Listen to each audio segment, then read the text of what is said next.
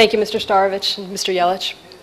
I would like to thank the organizers for inviting the U.S. Embassy to participate in this very important conversation today, and for framing the debate on Serbia's security and defense policy in a way that highlights the fundamental issue. Should Serbia seek to reinforce its security relationship with its traditional allies, or should it chart a distinct and separate course from its neighbors by pursuing neutrality? This decision is too often boiled down to the oversimplified question of whether Serbia should join the North Atlantic Treaty Organization, or NATO. This is, of course, an essential policy choice facing Serbia, perhaps, in fact, the most significant open question facing this country right now, given that broad consensus already exists about joining the European Union. The decision about NATO is not merely the choice about whether to join a particular organization, however. It's the decision about the course of the country's security and defense policy in the coming decades. Discussions such as this one today are an important means of spurring public debate and highlighting the many factors that must be considered when making decisions about something this complex and this vital. Of course, in the years since the democratic revolution, the Serbian government has already taken many significant decisions regarding national security, which the US government has welcomed.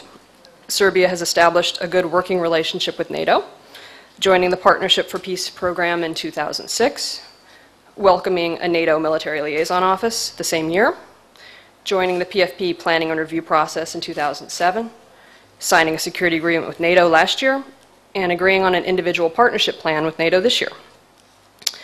Serbia has also worked with the United States, with my government, to build a dynamic bilateral defense cooperation relationship that has endured and even deepened despite the tensions in the political relationship that were related to Kosovo's independence in 2008.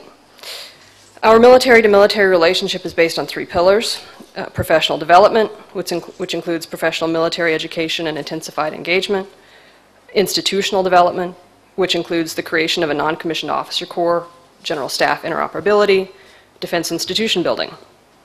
And finally, the third pillar is enhancing combat capabilities, which includes peacekeeping operation readiness, development of niche capabilities, and enhancement of deployability. The dynamic state partnership program with the Ohio National Guard is a key part of this bilateral relationship, encompassing everything from exchanges to exercises. And during his recent visit on May 20th, Vice President Joseph Biden said in his press statement, "We will work to deepen the direct ties between our two countries. Our military-to-military relationship is already strong, and we believe it can grow even stronger." This engagement with NATO and with international partners such as the United States has been one factor in the success of the defense reforms that Serbia has achieved to date. The Serbian armed forces have been right-sized. They have had pay increases for some members of the military, improvements in training, legislation to codify defense reform, as well as improvements in strategic planning and procurement. The ministry has also made progress on things like disposing of excess materiel. Much work does remain to be done in the area of defense reform, of course, including continuing to right-size the military, further institutional reforms, modernization of equipment, and enhanced capability in tasks such as peacekeeping.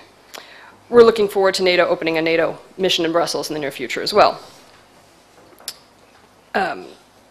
Given the difficult global economic situation, some might argue that continued reform and defense cooperation are too expensive and should be shelved in favor of neutrality. Such a decision, we would argue, would not be in Serbia's long-term national interests. In the post-Cold War era, neutrality no longer has the same meaning. In today's world, neutrality means going it alone, being self-sufficient for all security challenges, including disaster response. A country of Serbia's size simply could not replicate the collective capabilities of the NATO alliance on the national level without breaking its budget. Maintaining the status quo through continued cooperation within the Partnership for Peace would, of course, permit Serbia to keep drawing on NATO's expertise as it has been doing, and to keep moving forward with defense reform. But as the organizers of this conference have noted, the time has come to examine the question of whether this level of current cooperation is sufficient for Serbia's own national interests, or whether those interests would be better served by joining NATO. Deciding whether to join NATO is a momentous decision for any country that considers it. We know that for Serbia, simply posing this question brings up intense negative emotions that for many are as strong today as they were during the 1999 NATO intervention. These strong feelings about the intervention are, of course, understandable, and we are not asking Serbians to forget 1999. But I would argue that it is in Serbia's national interest at this moment in its development to compartmentalize, to not allow the residual anger to cloud the question of whether Serbia would benefit more from remaining outside of NATO or joining it. What is NATO today? It is an alliance of 28 countries from North America and Europe committed to the goals of the 1949 North Atlantic Treaty. Its fundamental purpose is to safeguard freedom and security through political and military means. It was founded on the simple premise that an attack on one is an attack on all. It operates by consensus, meaning that all member countries must agree before NATO takes any action. It is evolving to face the threats of the 21st century, from terrorism to pandemics to piracy. It's a major factor in the Balkans already, with Croatia, Albania, Bulgaria, and Romania already members. It was founded by countries with which Serbia enjoys a long history of alliances, as Mr. Drašković noted, including the UK, the United States, and France. It requires prospective members to demonstrate a functioning democratic political system based on a market economy, the fair treatment of minority populations, a commitment to the peaceful resolution of conflicts, the ability and willingness to make a military contribution to NATO operations, and a commitment to democratic civil-military relations and institutional structures.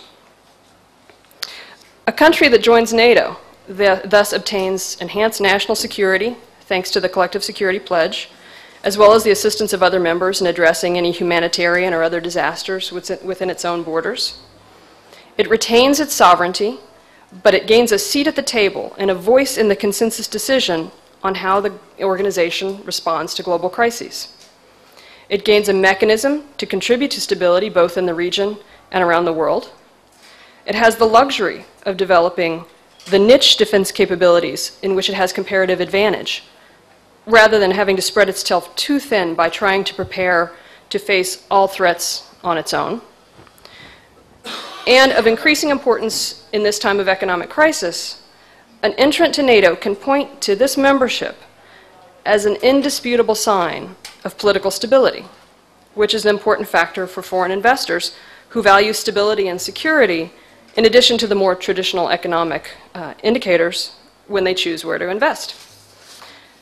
As Serbia works to assume a more active role in the international community, the United States hopes that the legacy of the past will not prevent a full and dispassionate national debate about the role that Serbia can play in this process. This is a decision for the Serbian government and for the Serbian people, which merits an in-depth discussion.